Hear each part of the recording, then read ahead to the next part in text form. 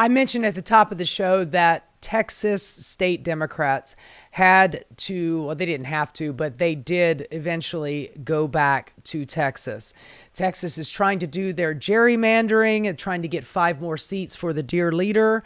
Governor Greg Abbott has bent over backwards to give Donald Trump whatever he wants. And ultimately, he was threatening to use the FBI to go after these state legislators and drag them back so they could, to quote one of the Republican Texas state legislators, chain them to their desk so they couldn't leave. And we've got right here, this is one of the Democratic state representatives. Her name is Nicole Collier. She had to sleep in the state house, and I'll explain that in a minute.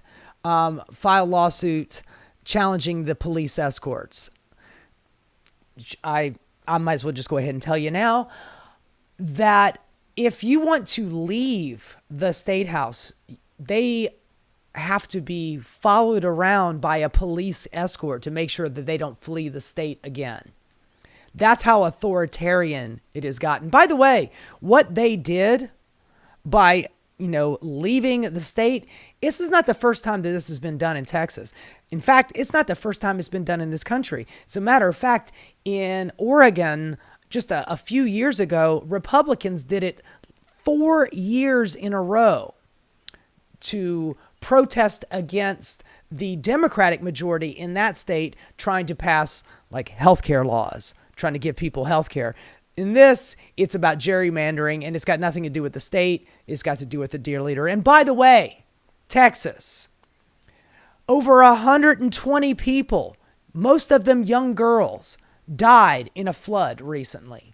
And let's not forget a few years ago when Fled Cruz fled to go to Cancun during a winter storm that killed anywhere between 200 to 700 people in the state of Texas because your goddamn libertarian paradise, Texas, has got the shittiest electrical grid, and people lost power in the freezing storm that came through Texas, a freezing freak storm that came through Texas, and hundreds of people died.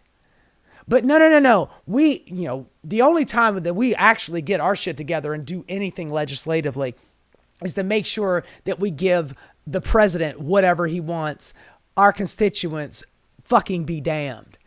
Anyway, State Rep Nicole Collier, a Fort Worth Democrat who has been on the floor of the Texas House since Monday afternoon, filed a lawsuit challenging the chamber's authority to put members under police surveillance, according to a filing obtained by the courthouse. Collier is among the Democrats who participated in a 2-week walkout to delay the passage of the congressional map that aims to give the GOP 5 additional seats in the 2026 midterms.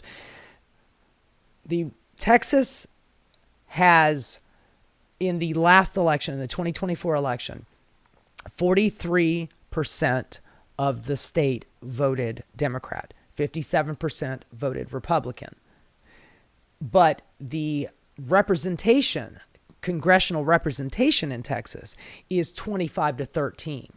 So they have currently, before the this new gerrymandering, which, by the way, they're not supposed to be able to redraw maps except every 10 years after the census data comes through. So this is an illegal redistricting in the middle of the decade. They all know it's illegal, but they're doing it anyway because Donald Trump told them to do it, so they're doing it. But they already have 2/3 representation, even though they only have 57% of the vote in the state. Now they want 5 more seats, which would give them a 38-8 seat advantage. I reiterate, 57 to 43% of the vote is nowhere near the representation of 30-8 in congressional seats. Just saying. Around 24 of them returned on Monday, allowing. And by the way, these people, these representatives, you know how much they get paid for this? $600 a month. It's not even a fucking side hustle, man. That's nothing. They're doing this almost essentially for free. So for them to get up and leave the state, it is costing them money because they have other jobs. They have to have other jobs to make ends meet. obviously this being a Texas state legislator is not paying him any money. So they had to get up and leave the state to do this protest, and it's taking money out of their pocket. So a lot of these people, they couldn't indefinitely stay outside of the state. They eventually had to come back. So this was just a protest to delay the inevitable, unfortunately, allowing the House to resume business, but they were only allowed to leave the chamber if they agreed to be shadowed by a state law enforcement officer. I mean, God damn, man. How authoritarian are you? Collier was the lone member who declined the surveillance, saying in a statement that she refused to sign away my dignity as a duly elected representative. Fellow Fort Worth Rep. Charlie Green, a Republican and chair of the House Administrative Committee, said that she'd be arrested if she left the Capitol without an escort, according to her lawsuit. This is her in an interview on MSNBC, which, by the way, it's not going to be MSNBC much longer. That's a different story. It's going to be MS Now. State lawmakers fled the state in protest of Republicans' new congressional maps. One representative says she's now unable to leave the floor.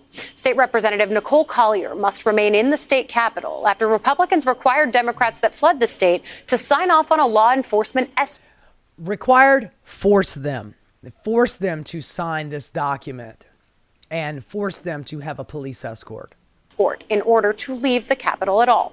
She refused and spent the night on the House floor because of it. Joining us now from the floor of the Texas State Senate, State Representative Nicole Collier.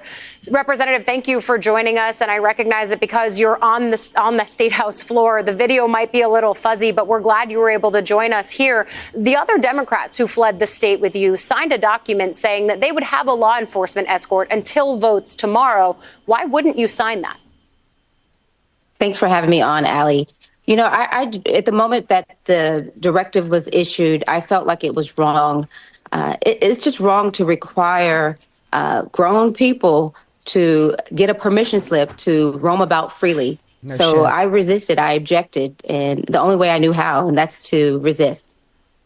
You've been there now almost 24 hours. You posted a photo of yourself trying to sleep at your desk. How long are you going to stay?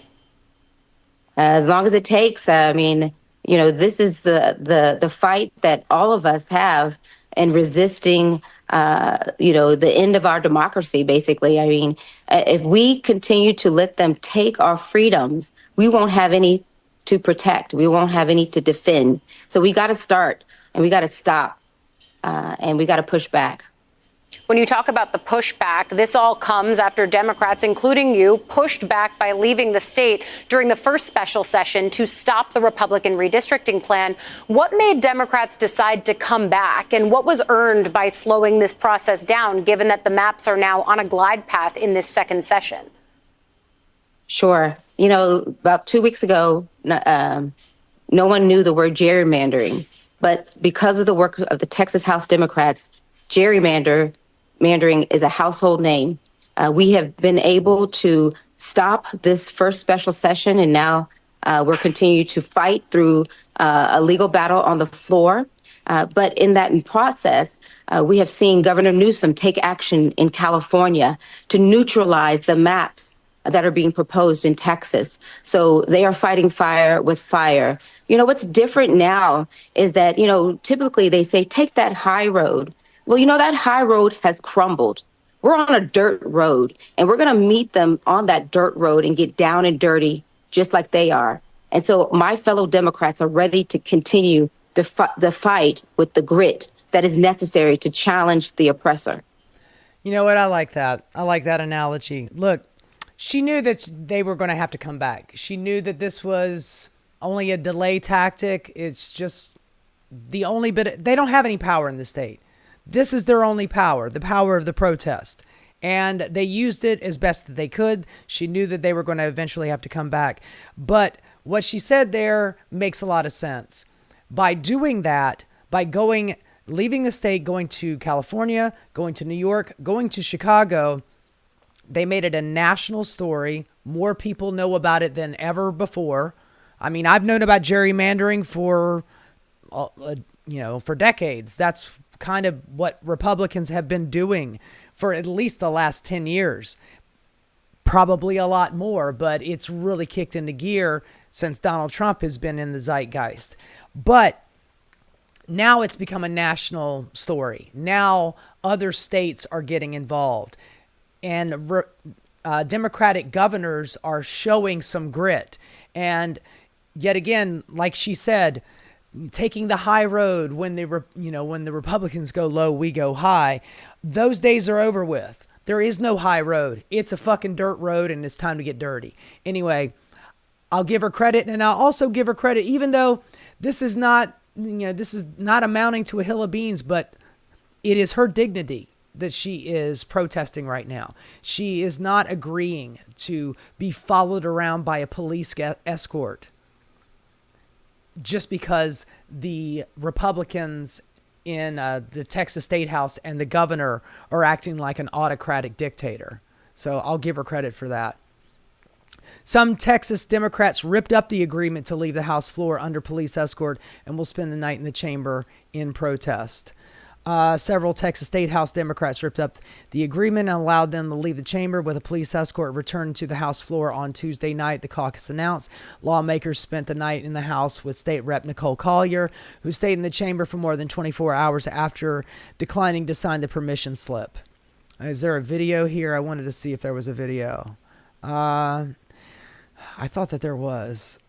Well, I saw a video earlier today with a handful of those Texas state reps that did rip up the slip. Who's ready to tear up the slip? State Rep Mihaela Plisa said on Tuesday as she tore through the agreement in front of the doors of the House chamber. I mean, look, ultimately this got signed in. I believe it's going to be signed in tomorrow. It was either signed in tonight, which is a Wednesday night, or it's going to be signed in tomorrow. So this is basically just a Pyrrhic victory for them because they're going to lose this. But like I said, it has become a national story, and plenty of Democrats are now in the fight against this gerrymandering bullshit. Donald Trump wants to maintain the House of Representatives. He knows that if the Democrats win that House in 2026, that he's going to have a lot less power to inflict all of his authoritarian damage on the country. So when you see state House reps doing what they did, making the sacrifice they did, and making it a national story, it makes it that much better for the rest of us. It shows a little bit of grit. It shows some fight. It gives Democratic voters more inspiration.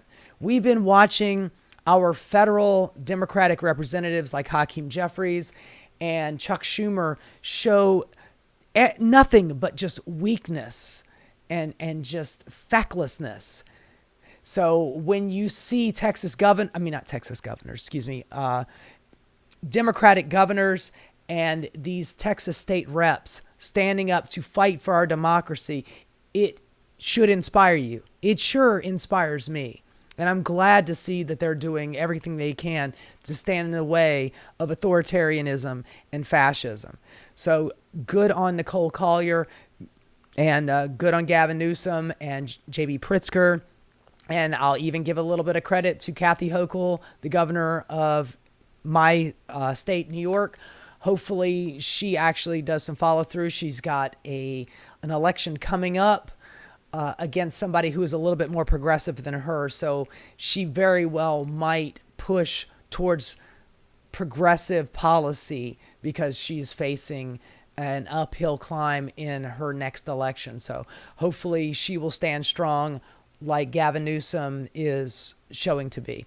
Anyway, congratulations to the Texas state representatives. You might have lost the battle, but you are helping us to win this war. Hey guys, thanks so much for watching. If you enjoyed what you saw, please like and subscribe. Keep rocking.